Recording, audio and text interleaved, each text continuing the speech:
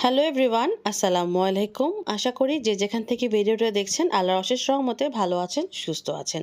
রমজান মাস আমাদের জন্য কিন্তু অত্যন্ত গুরুত্বপূর্ণ একটি মাস। গুনাহ মোচনের অন্যতম মাস হিসেবে কিন্তু এই রমজান মাসকেই ধরা হয়।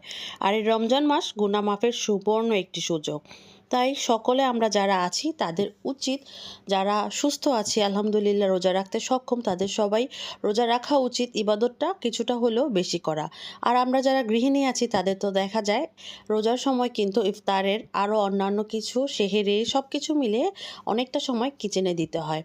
তাই কিছু কাজ আগে থেকে গুছিয়ে রাখলে কিছুটা হলেও দেখবেন আপনার অনেকটা ইজি হবে, ইবাদতে আরেকটু বেশি সময় দিতে পারবেন।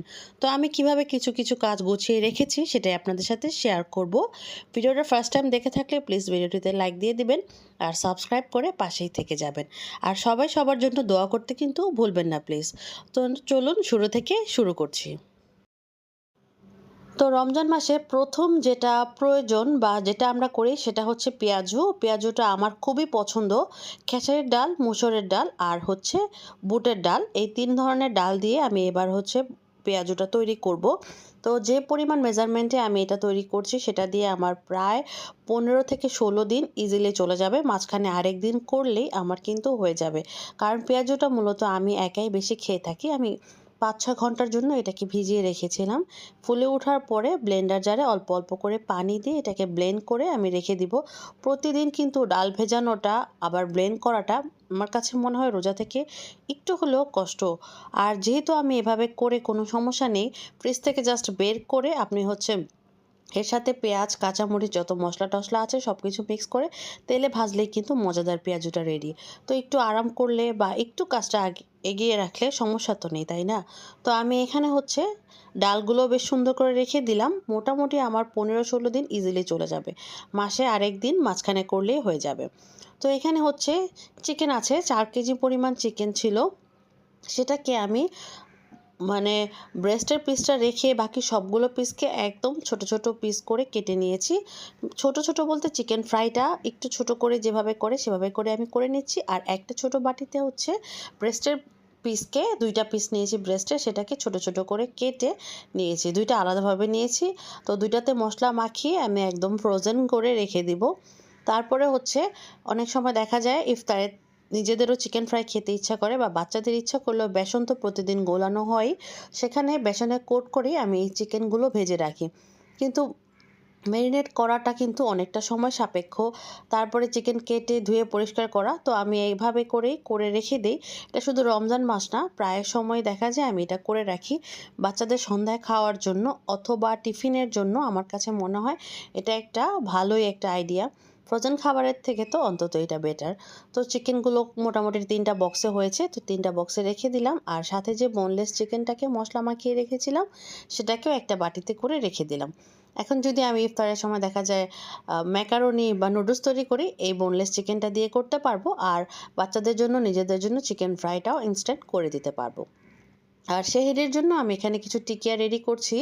গরুর মাংসের কিমার সাথে ডাল আর সব কিছু মশলা একসাথে দিয়ে আমি এটাকে সিদ্ধ করে নিয়েছিলাম। তারপরে পেঁয়াজ, কাঁচামরিচ, ডিম, পুদিনা পাতা, ধনিয়া পাতা, লেবুর রস, একটু কাবাব মশলা, লবণ সব কিছু দিয়ে আমি এটাকে মিক্স করে ছোট ছোট কাবাবের মতো শেপ করব প্রথমে। তারপরে এটাকে একটু এভাবে করেই ডিপ ফ্রিজে রাখবো ৩০ মিনিট থেকে ১ ঘন্টার জন্য। তারপর যখন একটু শক্ত হয়ে আসবে তারপরে এটাকে আমি হচ্ছে বের করে নিয়ে একটা এয়ারটাইট বক্সে রেখে দিব।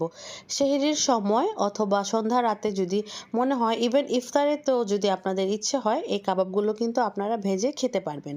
তো এগুলো আমি সুন্দর করে একটু শক্ত করে নিয়েছি প্রথমে, এতে করে একটার সাথে একটা লেগে যাবে না।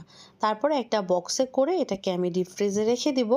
যখন ইচ্ছা তখন বের করে, কিছুক্ষণ আগে বের করে একটু ভাজলেই আমার কিন্তু কাবাবটা রেডি। সেহরির সময় কিছু খেতে ইচ্ছা করে না, খুব কমই দেখা যায় খাওয়ার রুচিটা থাকে। তো একটু কাবাব থাকলে আর ডাল থাকলে কিন্তু বেশ ভালোভাবেই খাওয়া যায়, আমার কাছে যেটা মনে হয়। তো আমি এগুলোকে ফ্রিজে রাখছি আর আরেকটা বাটিতে ওই বাকিগুলো রেখে দিব। আরেকটা কাজ করে রাখবো সেটা হচ্ছে আলুর চপগুলো কয়েকটা তৈরি করে রাখবো। আমি যে কতগুলো আলুর চপ তৈরি করব দেখা যাবে আমার প্রায় ১০-১২ দিন চলে যাবে। আমি ৩ বারে আলুর চপ করব। প্রথমে ১০ দিনের জন্য একটা করব, তারপরে ১০ দিন, তারপরে 10 দিন বা ৯ দিন, যে কয়দিনই হোক না কেন।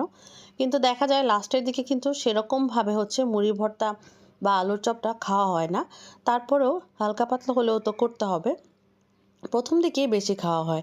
তো এখন হচ্ছে আমি একটু আলুর চপ রেডি করার জন্য লবণ আর শুকনা মরিচ, তারপরে হচ্ছে ধনিয়া গুঁড়া, গোলমরিচ একসাথে করে তেলে ভেজে নিয়েছি সেটার গুঁড়া, সাথে দিয়ে দিলাম হচ্ছে পুদিনা পাতা, দিয়ে হচ্ছে একটু হাতের মধ্যে তেল মেখে আলুর চপের যে শেপে সেভাবে করে প্রথমে আমি হচ্ছে তৈরি করে নিব। তারপরে এগুলোকে একটু শক্ত করে একই প্রসেসেই একটু শক্ত করে নেওয়ার পরে আমি এগুলোকে আবার ডিপ ফ্রিজে রেখে দিব। কিন্তু এটা ডিপ ফ্রিজে রাখার জন্য অবশ্যই একটা একটা যখন আপনি স্তর বানাবেন তার উপরে অবশ্যই পলি ব্যাগ বা কাগজ কিছু একটা দিয়ে নেবেন। এতে করে দেখা যাবে আলু তো অনেক সময় দেখা যায় একটার সাথে একটা লেগে যেতে পারে। তো আমি আপনাদেরকে দেখাচ্ছি আমি কিভাবে রাখবো। প্রথমে এগুলোকে একটু ফ্রোজেন করে শক্ত করে নিয়েছি। তারপরে হচ্ছে এইভাবে করে প্রথমে আমি একটা স্তর বিছিয়ে নিয়ে নর্মাল যে হচ্ছে ফ্রোজেন পরোটা বা যে কোনো বাসায় কাগজ থাকলে পলি থাকলে সেটাকে একটু ছোট করে কেটে ঠিক এভাবে করে কেটে আমি এর উপরে দিয়ে দিচ্ছি। এতে করে বের করতেও সুবিধা হবে আর একটার সাথে একটা লেগে যাওয়ার কোনো প্রকার কোনো চান্স থাকবে না। আশা করি এটা আপনাদের অনেক বেশি হেল্পফুল হবে। এটা তো আমার অনেক হেল্পফুল হয়েছে। প্রতিদিন কিন্তু আলু সিদ্ধ করা কোনো মানে অনেক সময় দেখা যায় ইচ্ছে, অনেক সময় দেখা যায় শরীরে কুলায় না। আবার দেখা যাবে এইসব টেনশনটা কম থাকলে আপনি বের করে জাস্ট ইফতারটা ভেজে নিতে পারবেন। ইফতার বানানোর জন্য আপনাকে সময়টা কম দিতে হবে। আর সেহরিতে দেখা যাবে যে মুরগি অথবা মাছ অথবা গরুর মাংস যে কোনো কিছুই দেখা যাবে ভুনাটাই বেশি খাওয়া হবে। তো আমি কিছুটা গরম মশলা বাসায় তৈরি করে রাখবো। এটার একটা মেজারমেন্টে পরিমাপ আমি হচ্ছে একটা শর্টস আকারে তৈরি করেছি, সেটার যে ডেসক্রিপশন বক্সে আমি দিয়ে দিব, চাইলে সেখান থেকে দেখে নিতে পারেন। সব কিছু বাসায় তৈরি করা গরম মশলার তো কোনো তুলনাই নেই। তো এখানে কি পরিমাণ কতটুকু দিয়েছি সেটা আমি সেই শর্টসটা আমি আপনাদেরকে ডেসক্রিপশন বক্সে দিয়ে দেবো, চাইলে সেখান থেকে দেখে নিতে পারবেন। তো এটাকে প্রথমে আমি সুন্দর করে সবগুলোকে ব্লেন্ড করে একটু মিক্স করে নিয়েছি। মিক্স করে নিয়ে বড় একটা এয়ারটাইট জারে আমি প্রথমে বেশি করে রাখবো, তারপর রেগুলার ইউজের জন্য যেটা সেটাতে অল্প করে রেখে দিব। বারে বারে খুললে কিন্তু ঘ্রাণটা কমে যায়। তো ওখান থেকে একবারে ঢেলে ঢেলে নিয়ে ইউজ করব। আর এখানে একটা চিকেনের ব্রেস্টের পিস আমি হচ্ছে আদা রসুন আর লবণ, পানি আর কালো গোলমরিচের গুঁড়া দিয়ে এটাকে ভালো করে হচ্ছে সিদ্ধ করে নিব।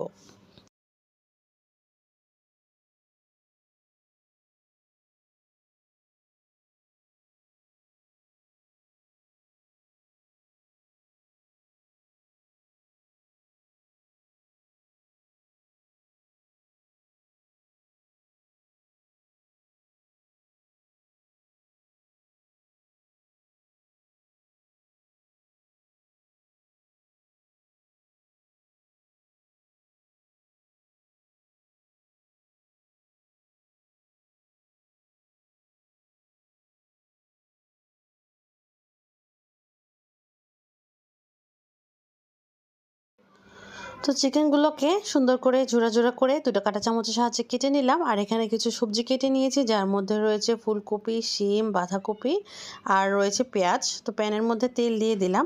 তেলটা যখন গরম হয়ে যাবে পেঁয়াজের কুচিটা হচ্ছে প্যানের মধ্যে ছেড়ে দিব। তারপর একে একে সব মশলাগুলো দিয়ে আমি এটাকে বেশ ভালো করে যে ভিতরের পুরটা সেটা তৈরি করে নিব। আর চিকেনটা সিদ্ধ করার জন্য যে পানিটুক এক্সট্রা রয়ে গিয়েছিল চিকেনটা উঠানোর পরে, সেই পানিটা কিন্তু আমি ফেলে দিব না, একটু পরে আবার ইউজ করব। তো একটা একটা করে যে সবজিগুলো একটু তাড়াতাড়ি সিদ্ধ হয় সেটা পরে দিব, যেটা একটু দেরি করে সিদ্ধ হয় সেটা একটু আগে দিয়ে দিব। এভাবে করে আমি সবগুলো ভেজে নিচ্ছি। আমি আলাদাভাবে সিদ্ধ করে নিইনি, বাঁধাকপিটা যেহেতু খুব তাড়াতাড়ি হয়ে যায় তো বাঁধাকপিটা আমি লাস্টে দিলাম। চেষ্টা করবেন গাজর থাকলে গাজর দিতে, এতে করে কালারটা কিন্তু আরও বেশি সুন্দর হয়। অল্প একটু লবণ দিয়ে দিলাম। লবণটা দিয়ে বেশ সুন্দর করে আমি এটাকে মিক্স করার আগে আবার দিলাম হচ্ছে নুডলসের প্যাকেটে যে টেস্ট মেকারটা পাওয়া যায় সেটা, সয়া সস দিলাম, সাথে দিলাম হচ্ছে টমেটো সস। এই সবগুলো কিছু অ্যাড করে এগুলোকে একসাথে এখন মিক্স করব। মিক্স করার পরে এর মধ্যে চলে যাবে হচ্ছে যে চিকেনটা আমি কেটে রেখেছিলাম সিদ্ধ করে, সেটাকে আবার অ্যাড করে দিচ্ছি। দিয়ে এখন সবগুলোকে আবার কিছুক্ষণ মিক্স করে নিব সুন্দর করে। আর যে চিকেনের স্টক বা চিকেনের সিদ্ধর যে পানিটা আছে সেটার মধ্যে আমি দিয়ে দিব হচ্ছে কর্নফ্লাওয়ার। চাইলে নর্মাল পানিতেও দিতে পারেন, কিন্তু চিকেনেরটাতে দিলে আমার কাছে মনে হয় বেশি টেস্ট ভালো আসে। তো সেটাকে দিয়ে আমি এখন আবার মিক্স করতে করতেই সুন্দর একটা আঠালো বাইন্ডিংয়ের মধ্যে কিন্তু চলে আসবে এটা। খুবই সহজ আর সিম্পলভাবে হচ্ছে আমি এই পুরটা তৈরি করছি। আর এই পুর দিয়ে আমি এখন তৈরি করব হচ্ছে ভেজিটেবল রোল। আর এই রোল তৈরির জন্য আমি বাজার থেকে বা এগোরাতে অথবা যে কোনো ধরনের সুপার শপে আপনারা এই ধরনের ফেলো শিট পেয়ে যাবেন। তো এই ফেলো প্রেস্টিজ শিটগুলো হচ্ছে আমি কিনে এনেছিলাম, 2 প্যাকেট এনেছি। এখান থেকে 1 প্যাকেট দিয়ে আমি যে কয়েকটা দিয়ে পুর দিয়ে সবজি রোল তৈরি হবে সেই কয়টা আমি তৈরি করে নিব।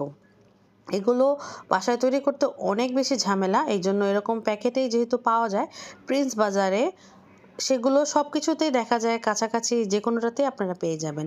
তো আমি এখন শিট একটা বের করে নিলাম, আর এই শিটটা ব্যবহারের কিছুক্ষণ আগে ফ্রিজ থেকে বের করে রাখবেন, এতে করে নরম হয়ে যাবে। তো পুর দিয়ে আমি আর এখন বাইন্ডিংয়ের জন্য এখানে লাগাচ্ছি হচ্ছে ময়দা আর পানি মিক্স করে একটা স্টিকি ডোয়ের মতো তৈরি করেছিলাম, সেটা হচ্ছে বাইন্ডিংয়ের কাজ করবে। এভাবে করে সুন্দর করে রোল বানাতে তো আমরা সবাই পারি, খুবই সহজ। আর এইভাবে করে এই শিট দিয়ে যদি আপনি রোল তৈরি করেন, আপনাকে আলাদাভাবে ডিমেও কোট করতে হবে না, আর হচ্ছে বিস্কিটের গুঁড়া বা কোনো কিছুতেই করতে হবে না, ডিরেক্টলি এটাই আপনি তেলে ভেজে নিতে পারেন। আর অনেক বেশি ক্রিস্পি হয়ে থাকে এগুলো। তো বেশ কয়েকটা আমি বানিয়ে নিলাম। তারপরে এগুলোকে আমার কাছে যে জিপলক ব্যাগ আছে, বড় সাইজের জিপলক ব্যাগের মধ্যে আমি সবগুলো ঢুকিয়ে রেখে দিব। তারপরে ইফতারের সময় বের করে ভাজলেই কিন্তু হয়ে যাবে।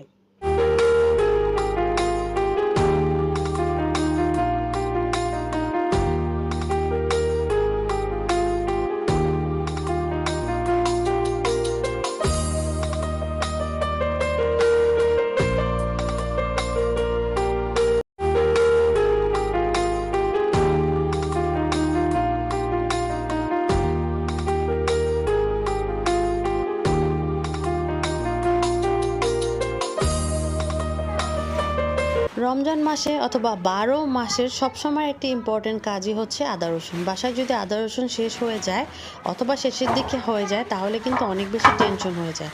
তো এই জন্য যেহেতু রমজান মাস সামনে, একটু বেশি পরিমাণ আদা রসুন আমি এখন হচ্ছে ব্লেন্ড করে রেখে দেব।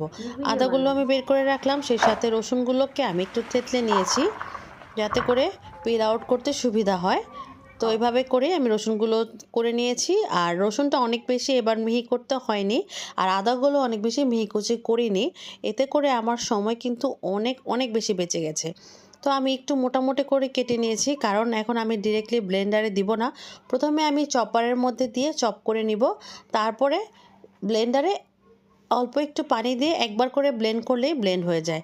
এতে করে আমার সময় যে কতটা বেঁচেছে, আসলে আমি নিজেও ভাবি নাই যে এত বেশি উপকৃত হব আমি এই চপারটা দিয়ে। অনেকে চাইলে কিন্তু ঠিক এভাবেই ইউজ করতে পারেন, কারণ অনেকে দেখা যায় পাটার যে বাটাটা সেটা খুব পছন্দ করে, সেগুলো এরকম একটু ধারদার হয়।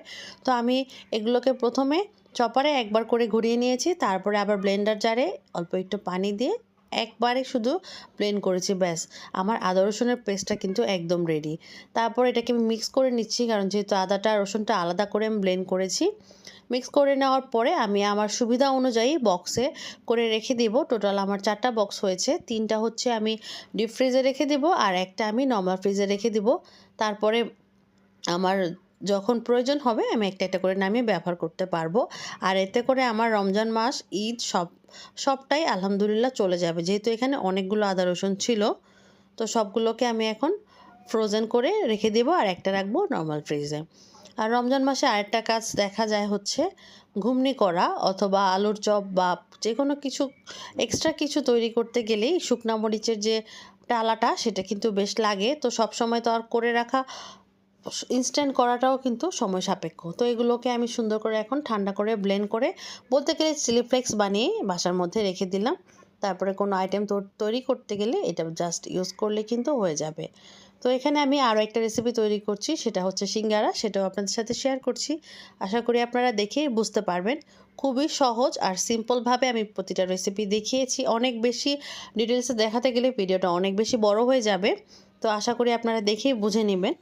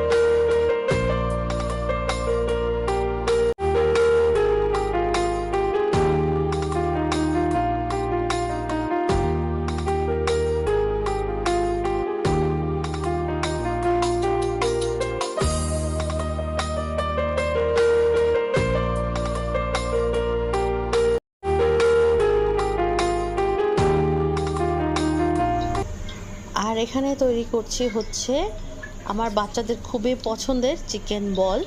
তো চিকেন বলগুলোর যে কিমাটা সেটা আমি তৈরি করেছি। এটার একটা ফুল ডিটেল ভিডিও আমার চ্যানেলে আছে, আমি ডেসক্রিপশন বক্সে দিয়ে রাখবো, চাইলে আপনারা সেখান থেকে দেখে নিতে পারেন। তো আমি একটা একটা করে প্রথমে বল তৈরি করে নিচ্ছি, তারপর এগুলোকে পানিতে একটু ভাপিয়ে নিয়ে ঠান্ডা করে ফ্রোজেন করে রেখে দিব। খুবই সহজ, আমার কাছে মনে হয় এই আইটেমটা অনেক বেশি সহজ আর কম সময়ের মধ্যে খুব সহজেই অনেকগুলো বল তৈরি করে ফেলা যায়। আর বলগুলো যখন হয়ে আসবে, ভেপে নিচের থেকেই দেখবেন উপরের দিকে উঠে আসছে, তখনই আপনি বুঝতে পারবেন যে আপনার বলগুলো সিদ্ধ হয়ে গেছে।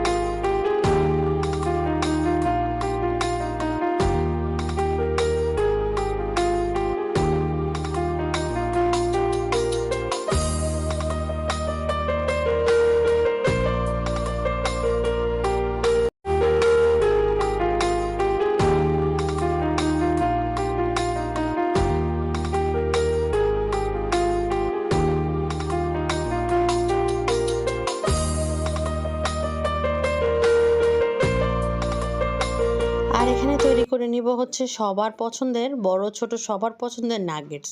এটাও কিন্তু অনেক বেশি সহজ। আজকের প্রতিটি আইটেমই কিন্তু অনেক বেশি সহজ। আর একদিনে তো তৈরি করিনি, 2-3 দিনেই সবগুলো ভিডিও একটু একটু করে করে আপনাদের সাথে শেয়ার করছি।